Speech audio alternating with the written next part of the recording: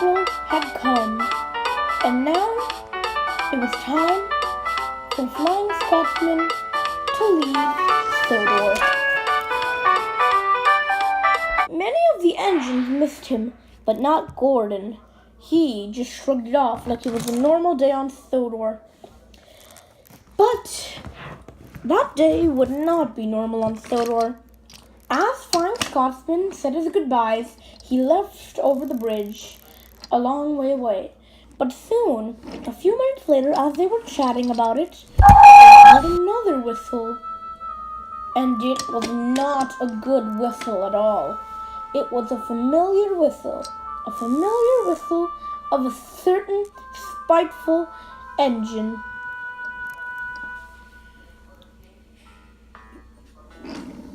Hello, Sodor. Guess who's back? Spencer, what are you doing here? Who are you? This is Patriot. He's a new he arrived here a long time ago. Way before we ever got to see you. You never met him? No, and I've never met you, stranger. This is Henry Spencer. It is, but he's blue, not green. I'm repainted. Whatever. Oh no, it's the pathetic little weasel.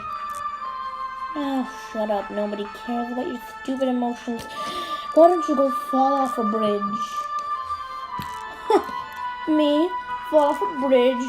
Please, that would be a better idea for a class of your standards. Oh, shut up. This is ridiculous. We don't have to listen to your notorious speaking. Why don't you go fill up on water before you run out after I bash it all out of your innards?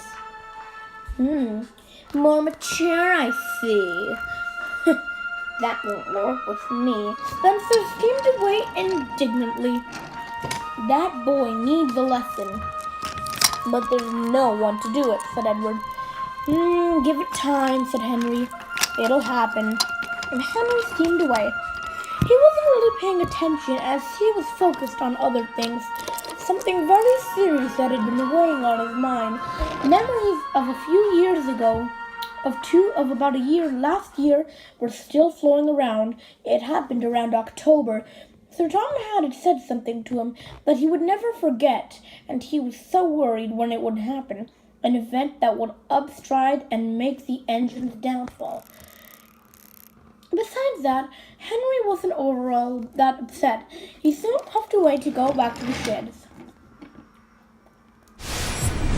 The next morning, a few engines had slept in an area near Roseworth. Anyway, Sir Tom had arrived. Good morning, engines. Good morning, sir. How are you doing all? We're good. The engine said. Two were asleep. A few were asleep, though. Henry, I have an important job for you. You, after a few months, will be pulling the flying kipper again. Now that you've been repainted blue, I don't think you'll have that big of a problem.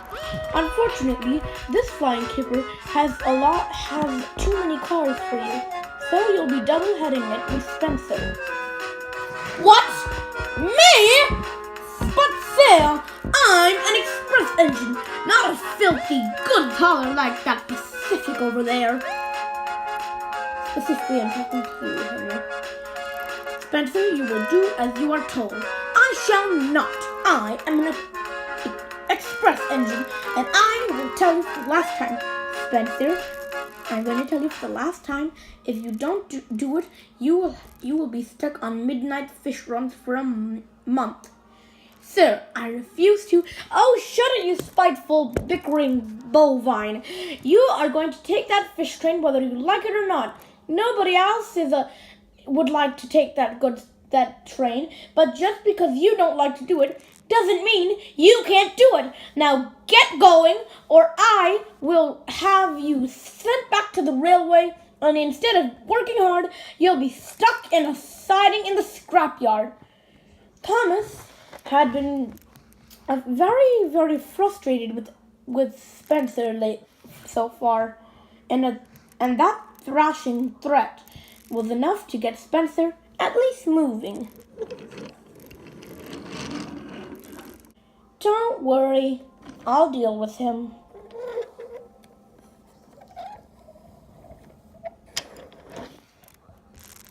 As Duck always says, oh dear. The train that night was extremely long indeed. Even though Henry was strong, even he couldn't manage this. Yes, it may have been a long train, but it still had heavy substances. Henry soon coupled up, but Spencer arrived. You are going to be in the front. I'm going to be in the back. Okay. So move forward. Soon Spencer was behind Henry, and they were both ready to double-head the flying kipper. Spencer didn't really like this as he looked back at the trail in the dark. And with that, as the green light shone and the whistle blew, Spencer and Henry went away with the train that the railwayman had long called the Flying Keeper. As they continued on, Spencer sweared he could hear music playing. Then he looked forward and heard Henry singing. See how Kipper rushes by, thundering, hurrying, rolling on. Through the misty night it goes. Oh, for goodness sakes. See how mighty will rush on, thundering, hurrying, whistling on. Through the misty night it goes. Can you please stop? He never wavers in his task. He must keep thundering on through the night. Sun starts to rise in the east. Mighty wheels finally come to a stop. Now all at their journey's end. Sung by Annie Fee. He never wavers in his task. He must keep thundering on through the night. Soon Henry and Spencer were rushing on, but then it happened. A signal was down, and Henry kept going forward, but the ice had frozen over some points. And suddenly, Henry was diverted onto a siding. Henry and Spencer braked, and the ice wasn't slippy, and Henry stopped. And then, oof! What the? Whoa! Spencer's coupling suddenly went. As he went forward, he suddenly went over Henry's timber and flew over Henry, smashing into the buffers. Really good at instant replay. Oof! Whoa! Oof! Spencer was dazed and confused. My head. My paint. Is my paint all right? Yes, it is. Yes, it is. Oh, thank goodness. My paint. Oh, dear, Spencer. Are you okay? I think I'll be fine. Everything hurts. You know, it's actually quite funny. Excuse me. How? Well, the Flying Kipper is a train that has fish. So, and it was pulled by Spencer, and he flew over me. So, this must be the Flying Spencer. Oh, shut up, said Spencer. Don't worry, I'll go get help. Soon help arrived, and Sir Topham Hatt was at the scene. Spencer, I do not blame you at all that this happened. The signal was down, but as the signal was down, when you passed it, it went up because the signalman, who is idiotic, was dozing. I have fired him and put a new ad in the newspaper.